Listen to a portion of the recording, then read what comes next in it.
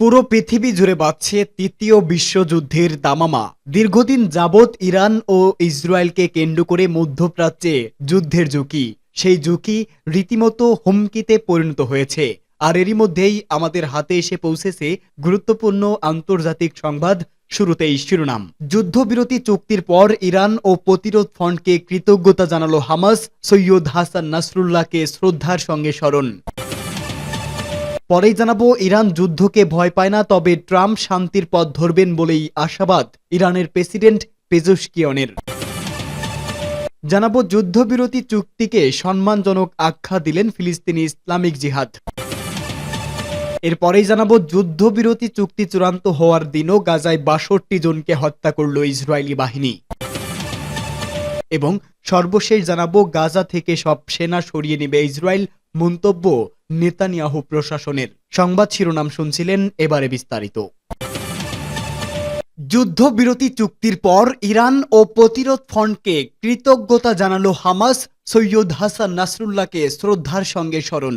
গাজা উপত্যকায় যুদ্ধবিরতি প্রতিষ্ঠার চুক্তি চূড়ান্ত হওয়ার পর ইসরায়েল বিরোধী যুদ্ধে সমর্থন দেওয়ার জন্য ইরান ও ইরান সমর্থিত প্রতিরোধ ফ্রন্টের প্রতি কৃতজ্ঞতা জানিয়েছে হামাস। এক বক্তব্যে হামাসের ডেপুটি প্রধান খলিল আল হাইয়া এই কৃতজ্ঞতা জানান। তিনি ইসলামী প্রজাতন্ত্র ইরান, লেবাননের হিজবুল্লাহ, ইয়েমেনের সশস্ত্র বাহিনী ও ইরাকি প্রতিরোধ যোদ্ধাদের বিশেষভাবে ধন্যবাদ জানান।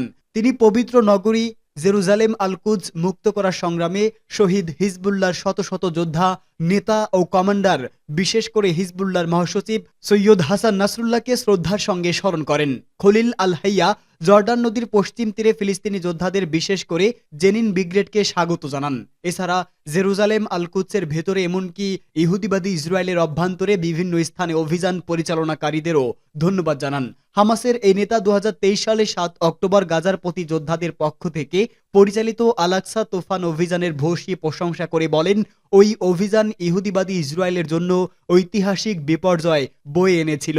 তিনি ওই অভিযানকে ফিলিস্তিনি ভূখণ্ড মুক্ত করার সংগ্রামের একটি গুরুত্বপূর্ণ সন্ধিক্ষণ বলেই মন্তব্য করেন। তিনি বলেন, সেদিন থেকে এখন পর্যন্ত প্রতিরোধ যোদ্ধারা কখনোই নিজেদের দুর্বলতা প্রকাশ করেনি কিংবা দমে যাননি। প্রতিরোধ যোদ্ধারা গত ১৫ মাসে যে অসম লড়াই চালিয়েছেন তা বিশ্বের ইতিহাসে নজিরবিহীন বলে মন্তব্য করেন খলিল আল হাইয়া। তিনি বলেন, ইহুদিবাদী ইসরায়েল আরেকবার প্রতিরোধ যোদ্ধাদের বিরুদ্ধে লড়াই করতে আসলে কয়েকবার ভাবতে বাধ্য হবে। ইরান যুদ্ধকে ভয় পায় না, তবে ট্রাম্প শান্তির পথ ধরবেন বলে আশাবাদ প্রেসিডেন্ট পেজেশকিয়ানের। ইরানের প্রেসিডেন্ট মাসুদ পেজেশকিয়ান বলেছেন, তার দেশ যুদ্ধকে ভয় পায় না, তবে তিনি আশা করছেন নির্বাচিত মার্কিন প্রেসিডেন্ট ডোনাল্ড ট্রাম্প সংঘর্ষের পরিবর্তে শান্তির পথই বেছে নেবেন। মার্কিন নিউজ চ্যানেল এনবিসিকে দেওয়া এক সাক্ষাৎকারে তিনি একথা বলেন। পেজেশকিয়ান বলেন, আমি আশা করছি ট্রাম্প রক্তপাত বা যুদ্ধের পরিবর্তে পশ্চিম এশিয়া অঞ্চল সহ গোটা বিশ্বে শান্তি প্রতিষ্ঠা করার লক্ষ্যে কাজ করবেন। ২০১৭ সালের শুরু থেকে প্রথমবার ৪ বছর মেয়াদে প্রেসিডেন্ট দায়িত্ব পালনের সময় ডোনাল্ড ট্রাম্প ইরানের সঙ্গে পশ্চাতের স্বাক্ষরিত পরমাণু সমঝোতা থেকে যুক্তরাষ্ট্রকে বের করে নেন এবং তেহরানের উপর প্রকাশ্যে ঘোষণা দিয়ে সর্বোচ্চ চাপ প্রয়োগ করেন। বিগত ৪ বছরে কয়েক দফা আলোচনা হলেও পরবর্তী প্রেসিডেন্ট জো বাইডেন যুক্তরাষ্ট্রকে এই সমতায় ফিরিয়ে আনতে বাধ্য করেন। সাম্প্রতিক প্রেসিডেন্ট নির্বাচনের প্রচারাভিযানের সময় ট্রাম্প এই হুমকি দেন যে ইহুদিবাদী ইসরায়েল ইরানের পরমাণু স্থাপনাগুলোতে হামলা চালাতে পারে। সম্পর্কে পেজেশকিয়ান তার সাক্ষাৎকারে বলেন, আমরা কোনো পদক্ষেপের শক্তিশালী জবাব দেব। আমরা যুদ্ধকে ভয় পাই না, তবে যুদ্ধ চাইও না। দ্বিতীয় মেয়াদে ট্রাম্পের ক্ষমতা গ্রহণের এক সপ্তাহেরও কম সময় আগে সাক্ষাৎকারে ইরানের প্রেসিডেন্ট আরও বলেন, পারমাণবিক অস্ত্র তৈরি করার কোনো পরিকল্পনা তার দেশের নেই। ট্রাম্প প্রশাসনের সঙ্গে ইরান নতুন করে সংলাপে বসবেন কিনা এনবিসি সাংবাদিকদের এমন প্রশ্নের জবাবে প্রেসিডেন্ট পেজেশকিয়ান বলেন, সংলাপ মূলত প্রধান উদ্দেশ্য নয়। প্রধান উদ্দেশ্যই হচ্ছে কে কতটুকু প্রতিশ্রুতি দেয় এবং সে প্রতিশ্রুতিতে কে কতটুকু অটল থাকে। মার্কিন যুক্তরাষ্ট্র ২০১৫ সালে নিজের দেওয়া প্রতিশ্রুতি থেকে সরে না গেলে ইরানের পরমাণু কর্মসূচি নিয়ে চলমান অবস্থা থাকত না বলেও তিনি মন্তব্য করেন। যুদ্ধবিরতি চুক্তিকে সম্মানজনক আখ্যা দিল ফিলিস্তিনি ইসলামিক জিহাদ। গাজায় দ্বিতীয় বৃহত্তম সশস্ত্র গোষ্ঠী ফিলিস্তিনি ইসলামিক জিহাদ যুদ্ধবিরতি চুক্তিকে সম্মানজনক হিসেবে বর্ণনা করেছে। হামাস এই চুক্তি কার্যকর করতে ইসলামিক জিহাদের সমর্থন প্রয়োজন ছিল, যাতে প্রতিক্রিয়াটি বিঘ্নিত না হয়। এক প্রতিবেদনে এই খবর দিয়েছে টাইমস অফ ইসরায়েল। ইসলামিক জিহাদ এক বিবৃতিতে বলেছে, আজ আমাদের জনগণ এবং তাদের প্রতিরোধ একটি সম্মানজনক চুক্তি ছাপিয়ে দিয়েছে যাতে আগ্রাসন বন্ধ হয়। ইরান সমর্থিত এই সশস্ত্র গোষ্ঠীটি জানিয়েছে, ইসরায়েল এবং হামাসের মধ্যে চুক্তির শর্তের মধ্যে গাজা থেকে ইসরায়েলি বাহিনীর প্রত্যাহার এবং সম্মানজনক বন্দি বিনিময় অন্তর্ভুক্ত রয়েছে। তারা আরও বলেছে, গাজার গোষ্ঠীগুলো এই চুক্তির পূর্ণ বাস্তবায়ন নিশ্চিত করতে সতর্ক থাকবে। ইসলামিক জেহাদের যোদ্ধারা হামাসের সঙ্গে যৌথভাবে ৭ অক্টোবর ২০২৩ সালের ইসরায়েলি আক্রমণের সময় বন্দীদের আটক করে এবং তারপর থেকে গাজা ইসরায়েলি বাহিনীর বিরুদ্ধে লড়াই চালিয়ে যাচ্ছে। এখন গাজায় চুক্তির পরিপ্রেক্ষিতে আন্তর্জাতিক সম্প্রদায়ের নজর এখন এই যুদ্ধবিরতির দীর্ঘস্থায়ী প্রভাব এবং গাজা ও ইসরায়েলের মধ্যে ভবিষ্যতের সম্পর্কের উপর নজর রাখছে। কূটনৈতিক বিশেষজ্ঞরা আশা করছেন, এই চুক্তি উভয় পক্ষের মধ্যে স্থায়ী সমঝোতার দিকে নিয়ে যেতে পারে, যদিও উত্তেজনা এখনও পুরোপুরি কমেনি। এই চুক্তির সফল বাস্তবায়ন হলে এটি গাজা অঞ্চলে একটি শান্তির বার্তা পৌঁছে দিতে পারে, যা দীর্ঘদিন ধরে সংঘাতে বিধ্বস্ত। তবে পরিস্থিতির উন্নতি হবে কিনা তা সময়ই বলে দেবে। আবারও ফিলিস্তিনে ইসরায়েলের হামলা, গাজায় ৬২ জনকে হত্যা করল ইসরায়েল।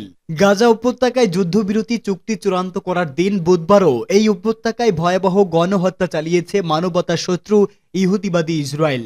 এই দিন উপত্যকার বিভিন্ন স্থানে চালানো বিমান হামলায় অন্তত ৬২ ফিলিস্তিনি শহীদ হয়েছেন। নিহতদের মধ্যে ২ জন সাংবাদিক রয়েছে বলেও গাজা থেকে পাওয়া খবরে জানা গেছে। গাজার সিভিল ডিফেন্স এজেন্সি এক বিবৃতিতে জানায়, গাজার মধ্যাঞ্চলীয় দেইর আল বালা এলাকার একটি বাড়িতে ইসরায়েলি বিমান হামলায় ১১ ফিলিস্তিনি নিহত হয়েছেন।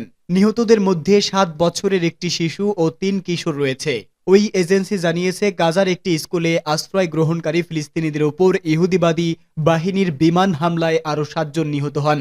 নুসেইরাত শরণার্থী শিবিরে ৩য় বিমান হামলা চালায় দখলদার সেনারা। সেই হামলায় অন্তত ৬ গাজাবাসী শহীদ হন। বুধবারের ৪র্থ হামলা চালানো হয় গাজা সিটির সতী শরণার্থী শিবিরে। ওই হামলায় অন্তত ৩ ফিলিস্তিনি নিহত হন। ইসরায়েল বিগত ২৪ ঘন্টায় গাজা উপত্যকা জুড়ে অন্তত ৫০টি লক্ষ্যবস্তুতে বিমান হামলা চালানোর বিষয়টি নিশ্চিত করেছে। একই সঙ্গে তারা গাজা সিটির নিকটবর্তী জাবালিয়া শরণার্থী শিবিরে অধিবাসীদের ওই শিবির খালি করে দেওয়ার নির্দেশ দিয়েছে। ওই নির্দেশ থেকে বোঝা যায়, যুদ্ধবিরতি চুক্তি কার্যকর হওয়ার আগে গাজা উপত্যকায় আরও গণহত্যা চালাতে চায় তেল আবিব। ২০২৩ সালের অক্টোবর মাস থেকে জাবালিয়া ও এর আশেপাশের এলাকায় ভয়াবহ বোমা হামলা চালিয়ে এসেছে দখলদার সেনারা। তারা গত কয়েক মাসে জাবালিয়া এলাকাটি কঠোরভাবে অবরোধ করে রেখেছে। এর ফলে সেখানে আটকে পড়ে ফিলিস্তিনিরা খাদ্য, পানি, চিকিৎসা সামগ্রী ও আশ্রয়স্থলের ভয়াবহ সংকটে পড়েছেন। গাজা থেকে সব সেনা সরিয়ে নেবে ইসরায়েল। ফিলিস্তিনের অবরুদ্ধ গাজা উপত্যকা থেকে শীঘ্রই নিজেদের সব সেনা প্রত্যাহার করবে ইসরায়েল। এই সংক্রান্ত একটি পরিকল্পনা অনুমোদন দিয়েছে দেশটির মন্ত্রিসভা। সম্প্রতি গাজার স্বাধীনতাকামী গোষ্ঠী হামাসের সঙ্গে বন্দি বিনিময় আলোচনায় অগ্রগতি হওয়ার পর এই অনুমতি দেয় নেতানিয়াহু প্রশাসন। ইসরায়েলি দৈনিক হারেজ এক প্রতিবেদনে জানিয়েছে, আলোচনায় অগ্রগতির পর সেনাদের দ্রুত প্রত্যাহারের জন্য বেশ কয়েকটি পরিকল্পনা অনুমোদন করেছে ইসরায়েলি সামরিক বাহিনী। খবরে বলা হয়েছে, ইসরায়েলি মন্ত্রিসভায় অনুমোদিত প্রস্তাবগুলোর মধ্যে একটি হলো গাজাকে ঠিক মাঝখান দিয়ে ভাগ করে একটি করিডর তৈরি করা। ওই করিডর ব্যবহার করে গাজা থেকে সেনাদের প্রত্যাহার করা হবে। ইতোমধ্যেই এই ব্যাপারে একটি খসড়া পরিকল্পনাও তৈরি করা হয়েছে। যদিও গাজায় এরই মধ্যে ব্যাপক অবকাঠামো ও অবস্থান গড়ে তুলেছে ইসরায়েলি সেনাবাহিনী, তবুও নিজেদের সেনা সরিয়ে নিতে এবং সরকারের সঙ্গে হামাসের যে কোনো চুক্তি দ্রুত বাস্তবায়ন করবে বলে জানিয়েছে নেতানিয়াহু প্রশাসন।